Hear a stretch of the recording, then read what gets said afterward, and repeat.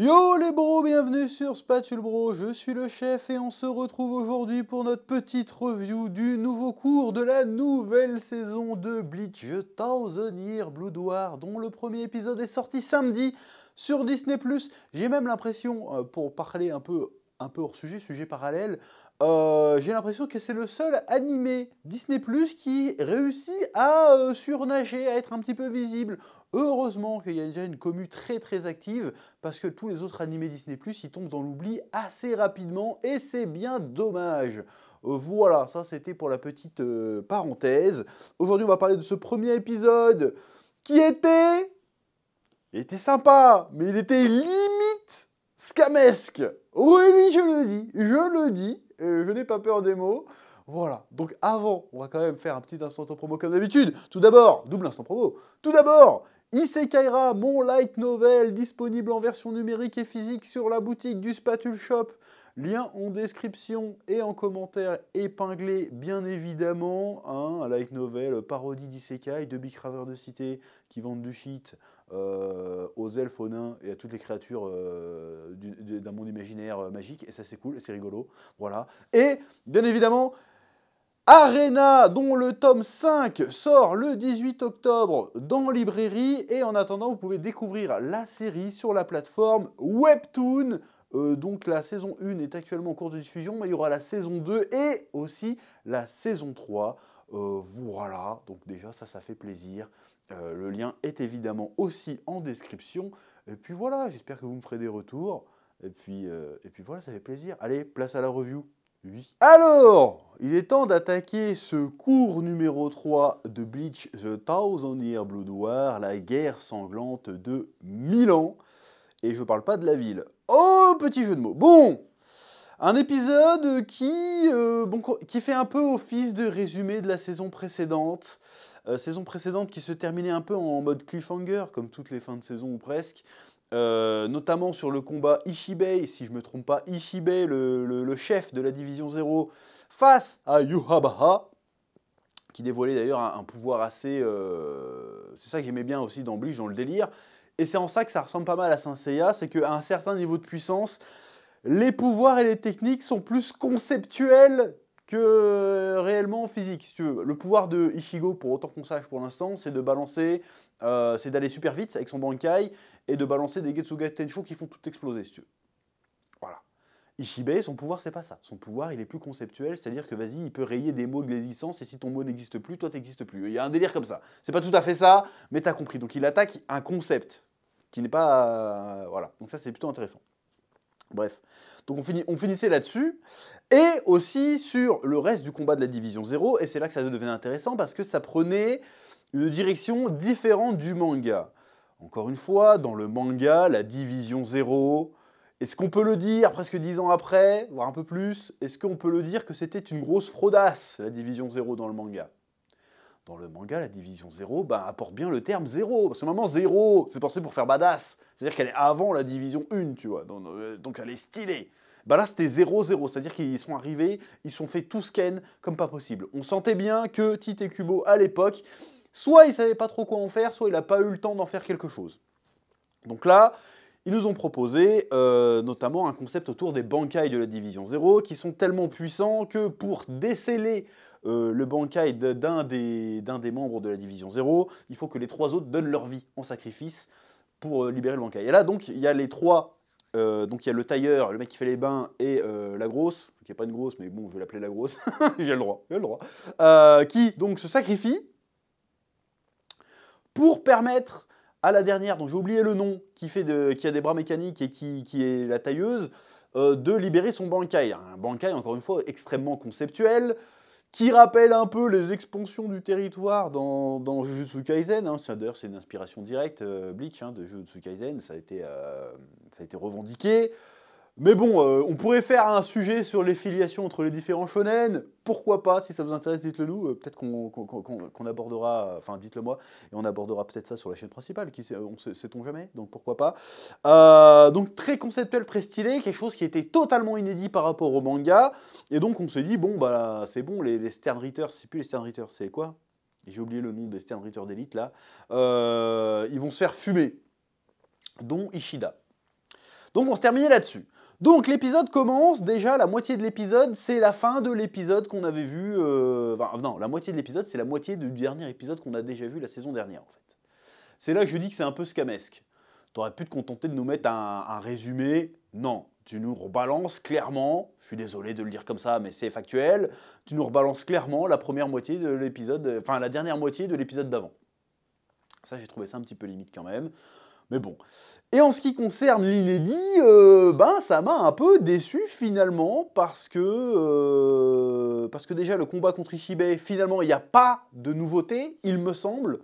On s'attendait que le round soit un peu plus serré, parce que je vous rappelle que dans le manga, si ma mémoire est bonne, ça fait un petit moment que j'ai pas lu Bleach, même si j'ai fait le menu manga il y a moins d'un an, Ishibe se fait laver par Yuaba. Vraiment, dans le manga, il se fait laver. Je crois que le combat il doit durer un chapitre, 2 chapitres peut-être. Vous me corrigerez si je dis des conneries.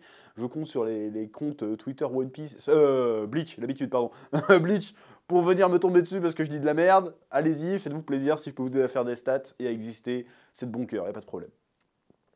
Mais il se fait laver. Et il se fait exploser comme une merde. Et en fait, là, dans l'animé, je m'attendais que le combat soit un peu plus...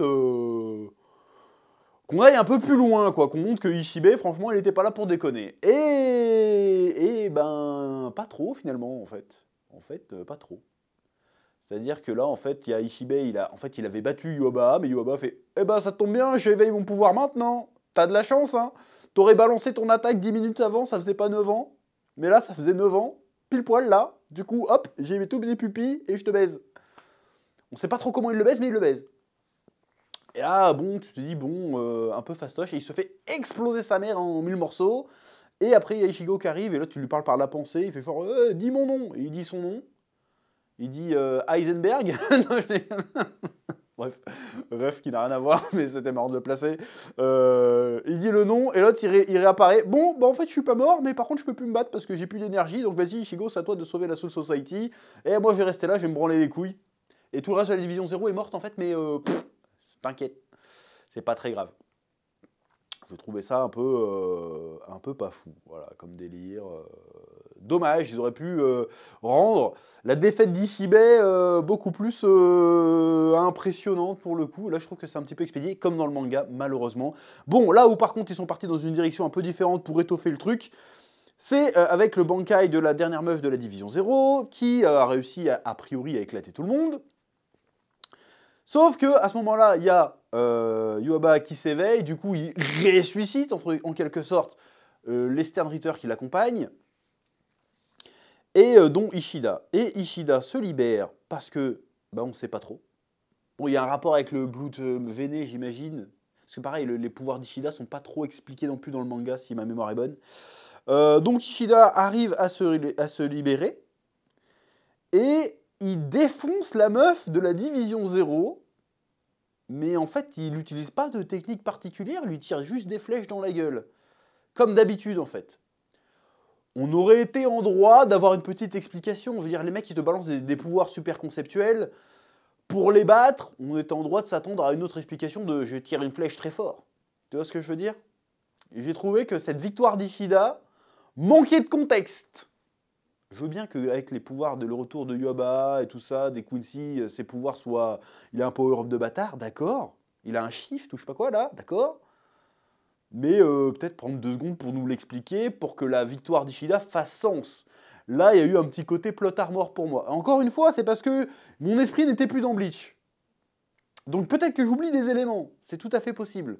Mais j'ai trouvé cet épisode, globalement, quand même, bon, entrant en matière, un peu tiédasse pour cette saison. Après, il y a toujours des scènes stylées, hein, les scènes où les Sternritter se retrouvent comme par magie à côté du Yuaba et qui fait apparaître les escaliers pour monter avec la musique de fou. Là. La musique est incroyable. Hein. Par contre, les OST de cette nouvelle série Bleach, comme celle d'avant d'ailleurs. Hein, bon, celle d'avant était un peu plus R&B, mais là c'est épique. Là, avec les Sternritter, quand ils grimpent les escaliers qui apparaissent au fur et à mesure avec l'énergie spirituelle, hyper stylé sa mère. Oh là, c'était méga stylé, j'ai eu mes petits frissons, je fais oh les bâtards, oh ils me font plaisir, quand ils plantent le roi céleste, le roi spirituel, c'était un peu méga stylé sa mère quand même, voilà. Donc, on a eu un peu notre épique sur la fin, c'était un peu stylé, y a pas de souci, Mais quand même, bon, une petite rentrée en matière un peu tiédasse. Je pense que ça aurait été beaucoup plus pertinent de terminer la saison précédente là-dessus, en fait, plutôt que de commencer celle-ci par là. C'est ça que je trouve un petit peu dommage. Je ne comprends pas trop ce choix. Bon, c'est certainement un choix dû à une question de planning économique, j'en sais rien. Mais je trouve ça un petit peu dommage de commencer la saison là-dessus, alors que ça aurait eu beaucoup plus d'impact de finir là-dessus plutôt que de nous laisser en suspense sur le combat Ikishibe-Yuabara, quoi. Surtout pour rien rajouter en plus. Si, ils ont rajouté le moment où il se met à faire une petite comptine en dansant. Voilà, mais franchement, qui s'en bat les couilles? Moi, je lève la main, je m'en battais les couilles de sa chanson. Surtout qu'elle sert à rien, sa chanson, elle marche même pas en plus. Donc ça m'a un peu gavé, pour le coup, là. Et voilà. Sachant après, encore une fois, que les 2 premières parties, les 2 premiers cours, j'y suis allé en mode...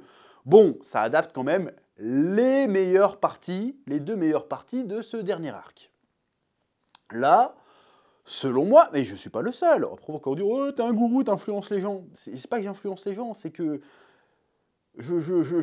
j'argumente, en fait. Et mes arguments font sens.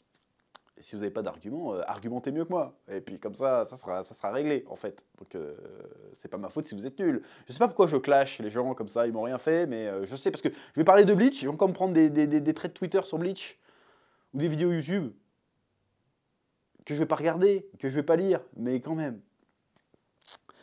On arrive au moment charnière où l'arc final de Bleach est parti en couille, selon moi. Voilà. Pour tout un tas de raisons que j'ai détaillées dans le menu Manga Bleach, que je vous invite à aller voir, sur la chaîne Le Chef Otaku, et que je serai certainement amené, ou pas d'ailleurs, à détailler tout au long de cette saison. Alors je ne vais pas regarder ça pour rager. Encore une fois, vu qu'on a des changements, j'ai hâte de voir ces changements, parce que là on arrive dans le dur, c'est là que les changements vont être pertinents. S'il y a des changements à faire, c'est dans tout ce qu'on va voir à partir de maintenant, en fait. Parce que là, on a eu des petits changements dans les parties précédentes. Genre, on a vu j'ai oublié le nom du mec avec sa coupe au bol, le blond, là, qui était un... J'ai oublié les noms aussi, je suis désolé. On a montré son bankai à ce mec-là. D'accord, mais on s'en battait les couilles. On nous a montré les anciens capitaines, l'ancien Gotei 13, qui a buté les Quincy à l'époque, avec la jeunesse de Yamamoto, je crois qu'il s'appelle. Je sais plus comment il s'appelle. Je sais plus comment il s'appelle l'ancien capitaine général, là. J'ai oublié son nom. Bref, sa jeunesse à lui, ça c'était cool, si tu veux. On nous a montré son bankai de fou et tout, c'était cool. Mais pour le reste, les ajouts qu'on a eus jusqu'à maintenant, je trouve qu'ils sont pas fifous. On a eu un petit ajout sur l'entraînement d'Ishigo aussi, mais on n'a pas eu plus de détails que ça. On a eu un indice, genre, oui, tu es l'héritier du Jura spirituel, chose qui n'avait, il me semble, pas été dite dans le manga. Donc, voilà, moi ce que je veux voir maintenant, je veux plus d'explications sur les pouvoirs de Yuaba, parce qu'ils étaient un petit peu dans le... Me dites pas que dans le manga vous avez compris, vous êtes des menteurs, hein, voilà. Les explications, un peu plus d'explications sur les pouvoirs de Ishida, en tout cas mieux expliqués. Des combats moins rallonges, moins relous, moins chiants. Et les explications sur, bon, c'est quoi les bails avec Ichigo. Voilà, parce que je rappelle que ce n'est pas expliqué dans le manga, c'est honteux. Voilà, je le dis. Voilà, bref, c'est tout ce que j'ai à dire pour cette review de Bleach Tyson Blood War, épisode 1, partie 3, épisode 1. Je vous laisse le soin de me dire ce que vous en avez pensé en commentaire, comme d'habitude. Je sens que ça va susciter des débats, mais tant mieux, c'est important. Et je vous dis la semaine prochaine pour le prochain épisode, bien sûr. Oui, et puis c'est tout. Que la passion vous guide. Ouais.